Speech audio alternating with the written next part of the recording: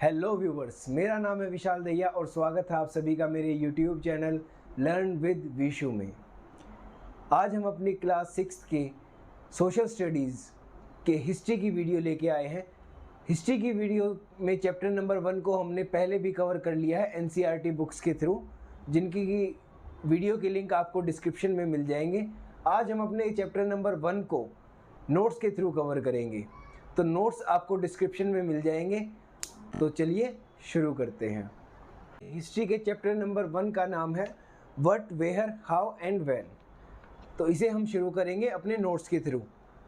हमारा पहला टॉपिक है व्हाट इज हिस्ट्री। तो हिस्ट्री क्या होती है, इसकी डेफिनेशन क्या होती है? History is a chronological account of events as they took place in the past. तो हिस्ट्री क्या है? क्रोनोलॉजिकल अकाउंट्स ऑफ इवेंट है जो कि पास्ट में घटित हुए हैं। तो हमारा अगला टॉपिक क्या है? Why should we study history. क्यों पढ़नी चाहिए हमें history? Why should we study history. हमें हिस्ट्री क्यों पढ़नी चाहिए? तो हिस्ट्री पढ़ने के लिए हमारे पास काफ़ी रीजंस होते हैं, जिनमें से मेन है जो हमारे चैप्टर में डिफाइन करे गए हैं। We should study history as it tells us about the past. क्यों पढ़नी चाहिए हमें हिस्ट्री? क्योंकि ये हमारे को हमारे पास्ट के बारे में बताता है। It gives us understanding about our ancient culture and lifestyle. जो हमारा एंशिएंट कल्चर और हमारा एंशिएंट लाइफस्टाइल है उसके बारे में हमें डिटेल प्रोवाइड करवाता है। It helps us to solve the problems of the present day world. तो हम अपनी हिस्ट्री को देखते हुए आज की प्रॉब्लम्स को सॉल्व कर सकते हैं। तो हिस्ट्री हमें कुल मिला के अपने पास्ट को देख के अपने प्रेजेंट को सुधारने में हमारी मदद करती है। तो इसके बाद वाला टॉपिक क्या है? What can we know about the past. Topic number 3 है what can we know about the past. तो हम अपने पास्ट के बारे में क्या जान सकते हैं? तो हम अपने पास्ट के बारे में क्या जान सकते हैं हिस्ट्री के through? What people eight, the type of clothes they wear, the houses in which they live. तो अपनी हिस्ट्री के थ्रू हम क्या जान सकते हैं पास्ट के बारे में? कि लोग क्या खाना खाते थे पुराने समय में, किस तरह के कपड़े पहनते थे, क्या वो किन घरों में रहते थे। और सेकंड पॉइंट क्या था हमारा? The lives of the hunters, herders, farmers, rulers, merchants, priest, artist, musicians and scientist. तो उस टाइम पे जो हमारे हंटर्स होते थे, फार्मर्स होते थे, रूलर्स होते थे, मर्चेंट्स होते थे, प्रीस्ट होते थे, और जो भी लोग होते थे उनका लाइफस्टाइल कैसा होता था। The game the children played, the stories they heard and the song दे सैंग। तो उस टाइम के बच्चे, जैसे आज के टाइम पे आप लोग भी हैं, आप लोग भी कुछ गेम्स खेलते हैं, कुछ स्टोरीज सुनते हैं, कुछ गाने गाते हैं। तो हम उस टाइम पे जो लोग या जो बच्चे जो स्टोरीज सुनते थे या जो गेम खेलते थे उनके बारे में हमें कैसे पता चलेगा? इन सभी चीज़ों के बारे में हमें हिस्ट्री के थ्रू पता चलेगा। तो बात है अपने नेक्स्ट टॉपिक पे, जो कि है हमारा वेयर डिड पीपल लिव। तो लोग कहाँ रहते थे? Where did people live. अब लोग कहाँ रहते थे ये एक बहुत इंपॉर्टेंट टॉपिक है। तो लोग भाई अपने घरों में तो रहते ही थे, उसके साथ साथ people live along the house along the bank of the river Narmada for 700,000 years. These people knew about the vast wealth of the plants surrounding forest. तो पीपल कहाँ रहते थे? रिवर नर्मदा के अराउंड रहते थे आज से कई सौ साल पहले। उनको किस बारे में नॉलेज थी? They have a vast knowledge about the plants and the surrounding forest. जो उनके आसपास का फॉरेस्ट था और प्लांट्स थे उनके बारे में उन्हें काफ़ी अच्छी नॉलेज थी। They used to collect fruits, foods, roots from the plants. तो क्या क्या कलेक्ट करते थे प्लांट से? फूड को कलेक्ट कर लिया, उनके रूट्स को कलेक्ट कर लिया और फ्रूट्स कलेक्ट कर लिए। Sometime they also Hunt animals. और अपने सिर्फ ये नहीं है कि वो भाई प्लांट्स के ऊपर ही डिपेंडेंट रहते थे खाने के लिए, वो एनिमल्स को भी हंट करते थे। तो आगे आते हैं हम उसी में, हमारा कौन सा टॉपिक है? Where did people live. उसी में हम आगे आएंगे। The area where the women and men grew first crop wheat and barley was about 8,000 year ago. तो wheat और barley की जो खेती हुई थी वो सबसे पहले आज से 8,000 साल पहले हुई थी. People also began to look the animals like sheep, goats, cattle and used to live in the villages. तो जो उस टाइम पे आदमी ह्यूमंस जो होते थे उन्होंने एनिमल रियरिंग शुरू कर दी थी और कहाँ रहते थे वो अपने एक विलेजेस की तरह रहने लग गए थे. वो हंटर गैदरर्स से धीरे धीरे चेंज आके करके विलेजेस के अंदर आके रहने शुरू हो गए थे. The place where rice was the first grown was in the north of Vindhyas. तो राइस की खेती सबसे पहले कहाँ पे हुई? राइस की खेती हुई है north of the Vindhyas. Vindhyas कहाँ पे है? हमारी विंध्यास हिल्स है जो कि है हमारी सेंट्रल ऑफ द इंडिया में. जो करंट इंडिया है वो उसके सेंटर में हमारी हिल्स है, वहाँ पे है विंध्यास. तो उसके नॉर्थ में शुरू हुई थी खेती राइस की. About 2,500 year ago cities developed on the coast of river Ganga and near the sea coast. तो आज से 2500 साल पहले के जो हमारे को प्रूफ्स मिलते हैं उसके अकॉर्डिंग लोगों ने कहाँ पे रहना शुरू कर दिया था? लोगों ने रिवर गंगा के किनारे रहना शुरू कर दिया था. और कहाँ पे रहते थे? सी कोस्ट के अराउंड रहते थे. तो इसी में आगे आते हैं हम. In ancient time, the area along the Ganga and its tributaries river to the south of Ganga was known as the region of Magad. तो जो गंगा वाला एरिया था उसी के अराउंड वाला एरिया, उसके साउथ वाला एरिया किस नाम से जाना जाता था? एंशियंट टाइम पे मगध के नाम से जाना जाता था. Which is now lying in the state of Bihar. जो आज के टाइम पे कहाँ पे है? आज के टाइम पे है वो हमारे स्टेट बिहार के अंदर. Men and the women moved in the search of livelihood and also escaped from the natural calamities like flood, drought. People have shared new ways of craving stones, composing music and even cooking foods and over the several hundred years. तो उसके बाद धीरे धीरे क्या हुआ? धीरे धीरे लोगों ने हंटर गैदरर से अपनी लाइफस्टाइल किस में चेंज कर लिया था? जो विलेज में रहने लग गए थे, एनिमल रियरिंग करने लग गए थे. उसके बाद धीरे धीरे अपना वो मूवमेंट करते रहते थे लोग एक जगह से दूसरी जगह पे. उसके मेन रीज़न क्या होते थे भाई? वो बचना चाहते थे natural calamities like flood and drought से.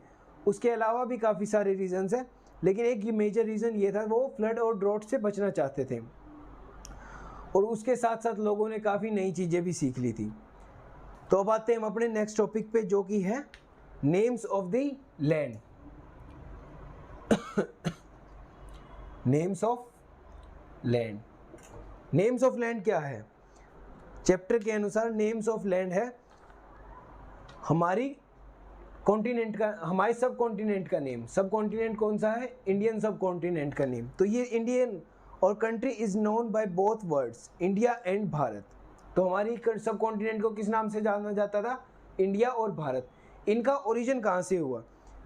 कहाँ से हुआ भाई? तो इसका ओरिजिन हुआ the word India Kemps from the Indus called Sindhu in the Sanskrit.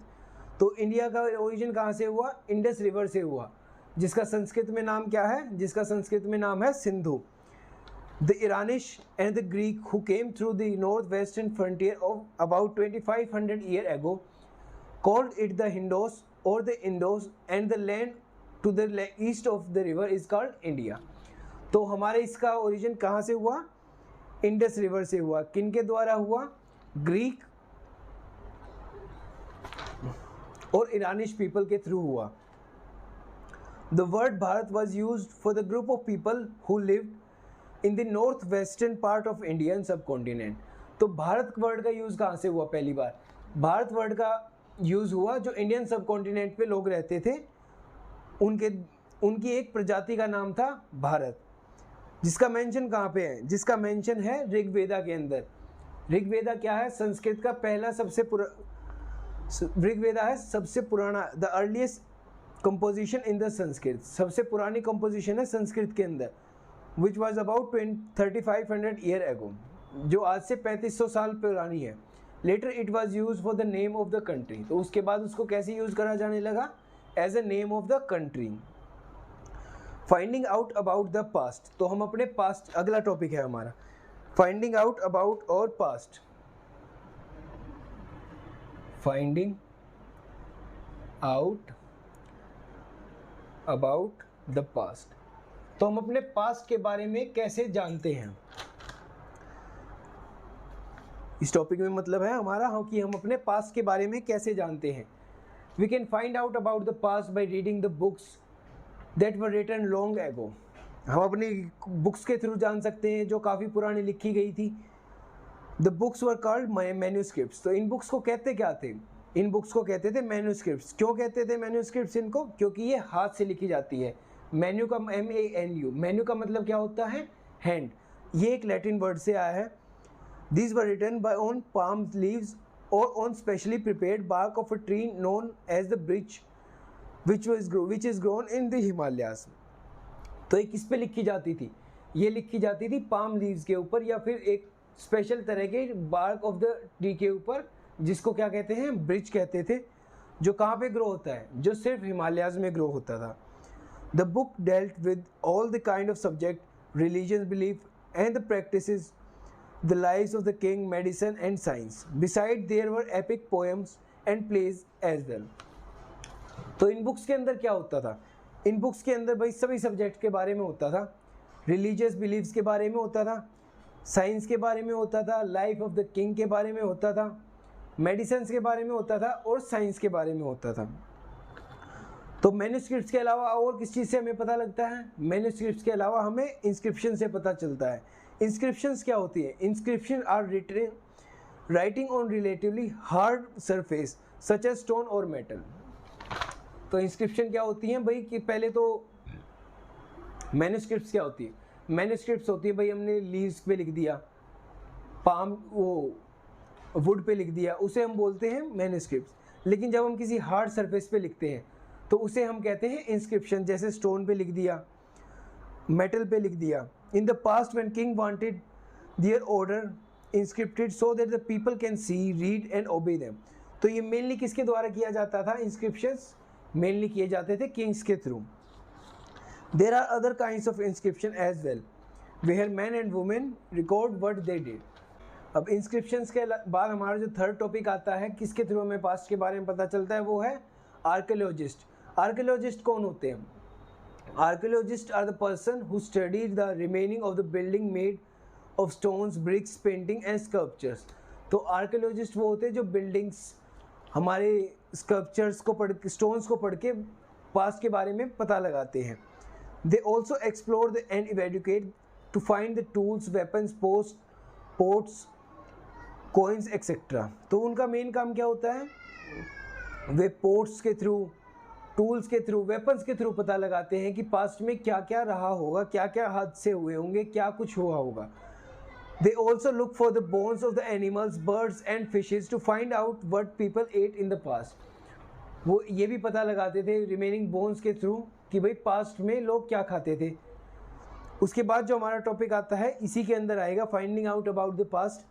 Historians use the word source to refer to the information found in manuscripts, inscription and archaeology। तो historians इन तीनों चीज़ों को, archaeology, inscriptions और manuscripts, इन तीनों चीज़ों को मिला के क्या बोलते हैं? Source. Once source found, learning about the past become an adventure। तो जैसे ही हमें किसी भी चीज़ के सोर्स के बारे में पता चलता है तो उसके बारे में पढ़ना हमारे लिए एक एडवेंचर हो जाता है। So historian and archaeologist are like detective who use all the sources like clue to find out about the past। तो हिस्टोरियंस और आर्कियोलॉजिस्ट क्या हो गए? एक तरीके से डिटेक्टिव हो गए, जो कि हमारे को एक क्लू के थ्रू, मतलब कुछ सोर्सेज के थ्रू अपने पास्ट के बारे में पता लगाने में मदद करते हैं। तो इसके बाद हमारा जो नेक्स्ट टॉपिक आता है, वन पास्ट और मैनी।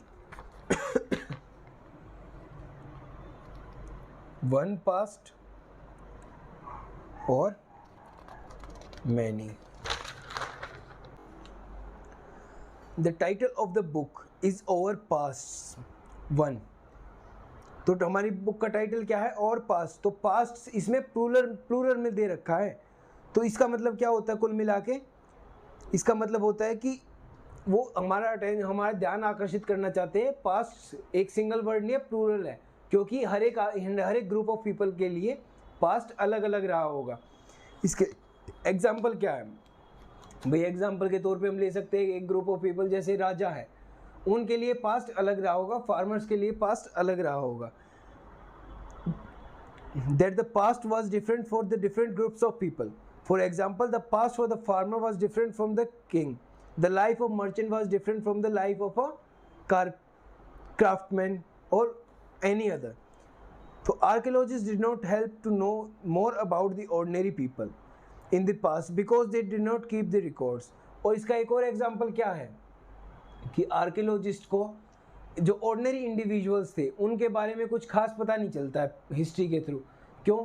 क्योंकि उनके बारे में कोई इंस्क्रिप्शंस नहीं है और कोई ऐसा कोई सबूत नहीं है, या जो एक डिटेक्टिव की तरह जो आर्कियोलॉजिस्ट खोजना चाहते हैं वो उनको नहीं मिल पाते उतनी सारी चीज़ें कि पास्ट में उनके साथ ऐसा क्या, वो क्या करते थे क्या नहीं करते थे। तो इसके बाद हमारा जो नेक्स्ट टॉपिक आता है वो है व्हाट डू डेट्स मीन। ये हमारा लास्ट टॉपिक है इस चैप्टर का, व्हाट डू डेट्स मीन। तो ये हमारा लास्ट टॉपिक है, what do dates mean? The year are counted from the birth of Jesus Christ. All dates before the birth of Christ are counted backwards and usually have the letter BC added on it. तो हमारी dates कहाँ से शुरू होती हैं? 0 से शुरू होते हैं सभी ईयर्स। 0 से आज हम 2023 पे पहुँचे हुए हैं। तो ये एक पॉजिटिव में चल रहा है क्योंकि 0 पे क्या माना जाता है? जीसस क्राइस्ट का बर्थ। तो उससे पहले वाले जो होते थे वो माइनस में चलते थे। जैसे 0 आज हम आए हुए हैं 2023 पे, और इससे पहले वाला क्या होता था? जैसे पहले वाला 500 जो ईयर था, 0 से पहले 500 साल पहले वाला, तो 500 BC। इस तरह से हम उनको डिनोट करते हैं। इसी के साथ हमारा चैप्टर नंबर 1 ख़त्म होता है। इस चैप्टर को हमने अभी नोट्स के थ्रू कवर किया है। डिटेल्ड वीडियो हम पहले बना चुके हैं, उन सभी के लिंक आपको डिस्क्रिप्शन बॉक्स में दे दिए जाएंगे। चैप्टर के नोट्स आपको डिस्क्रिप्शन बॉक्स में मिल जाएंगे। इसके बाद वाली वीडियो में हम अपने क्वेश्चन आंसर्स को कवर करेंगे। तो वीडियो कैसी लगी आप हमें कमेंट करके ज़रूर बताइए। चैनल को सब्सक्राइब कीजिए और अच्छी लगी हो तो वीडियो को लाइक करना ना भूलें। धन्यवाद।